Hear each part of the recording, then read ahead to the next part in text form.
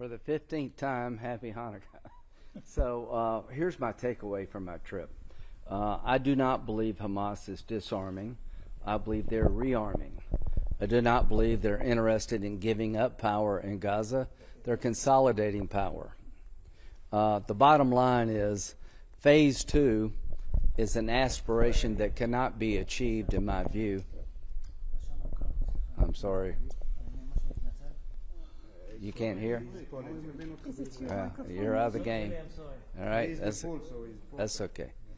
I want you to be successful. Yes. Happy Hanukkah. Hanukkah's going to be over by the time I get it. Happy post Hanukkah. It's the first day after Hanukkah. I hope everybody enjoyed it. So anyway, so I met with the Prime Minister today. I met with the IDF intelligence officials from Israel. I met with our own military leaders over here. And here's my takeaway. While I celebrate the ceasefire, it was a major accomplishment. Having the hostages brought home was, in its own way, a miracle. 90 days after the ceasefire, Hamas is not disarming, they're rearming. 90 days after the ceasefire, they're consolidating power in Gaza, they're not giving it up. This is a problem. I do not believe it's possible to have a good outcome in Gaza with Hamas still armed. I don't believe you can develop part of Gaza and be successful if Hamas controls the other part of Gaza. So it's imperative we come up with a plan quickly, put Hamas on a time clock, give them a period of time to achieve the goal of disarmament, and if you don't, I would encourage President Trump to unleash Israel to go finish off Hamas. That's tough for our Israeli friends to hear. It's a long, brutal war, but you cannot be successful anywhere in the region until you deliver in dealing Hamas out of the future of Gaza and disarming them. So I learned that today. So I am hoping that we can change course before it's too late. The longer this goes with Hamas getting stronger, the worse it will be. I celebrate phase 2 as a good idea. It won't work until Hamas is disarmed. Iran, they're up to no good. We obliterated the Iranian nuclear facilities. We did not obliterate Iran's desire to have a nuclear weapon. The regime hadn't changed at all. They still want to kill all the Jews, consider America the great Satan, and purify Islam. Are they regenerating their nuclear capability? Are they building more ballistic missiles that could hurt Europe and Israel? I don't know, but there's evidence that suggests they are. I would recommend, if there's credible evidence that Iran is going back into the enrichment business at other sites, that they're trying to build more ballistic missiles to terrorize Israel and maybe Europe, that we hit them before they can do that. The one thing I've learned about radical Islam, the only language it understands is force. So I am hopeful we can put Hamas on a time clock. The trend lines in Lebanon are, quite frankly, optimistic. The Lebanese government has decided to call for Hezbollah to disarm. If Hezbollah gave up their heavy weapons, that would be a godsend for Lebanon and the region.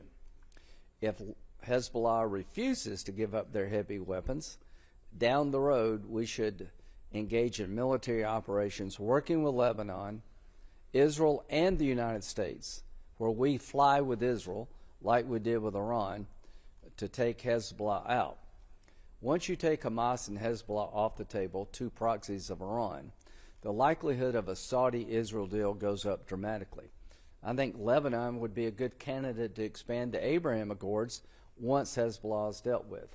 So Hezbollah either voluntarily gives up their heavy weapons, or we have to come up with a military campaign to achieve that goal. Without achieving that goal, the region will never move forward. The idea that Turkey, a NATO ally, which helps in many ways, in other ways not, the idea that Turkey would be part of a stabilizing force on the board of peace would rock Israel to its core. There is no political support anywhere in Israel for having Turkey being involved in the stabilizing force. Erdogan's comments against Israel are beyond the pale. So if anybody's thinking about having Turkey involved on the ground in Gaza, you would create a massive problem for our friends in Israel. Not left, right, it's everybody would have the same view.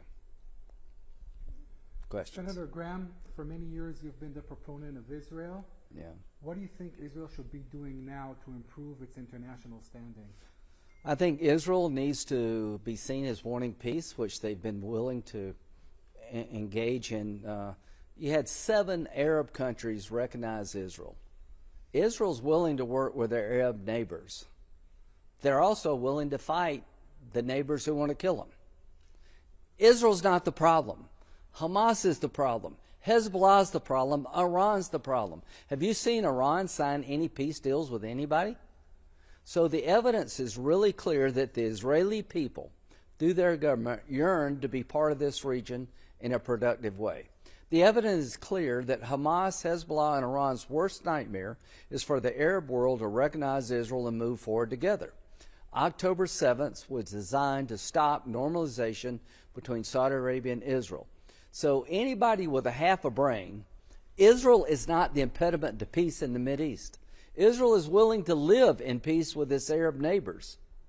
Israel is willing to live in peace, but they will not tolerate those who want a second Holocaust. So I'm here today to tell you that Hamas is not in the peace camp. If you think Hamas is pursuing peace, you should not be allowed to drive anywhere. They're pursuing the destruction of the Jewish state. Iran is in the hands of religious Nazis. That's not the Iranian people, but it is the leadership. Hezbollah has got a lot of American blood on its hands. When you go to Lebanon, you go to Beirut, I always go to a memorial to the Marines, 240 plus that were killed by Hezbollah trying to ensure peace. So if you want peace, deal with the people who do not. Take them out of the game. Get your head out of the sand. There will never be peace in this region until Hamas is finished off militarily and politically.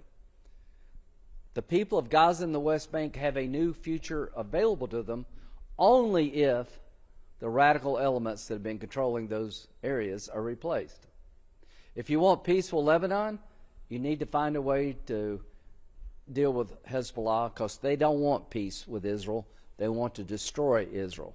Most people in Lebanon don't want to destroy Israel.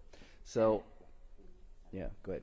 Senator Graham, you mentioned the Iranian rearmament. Yeah.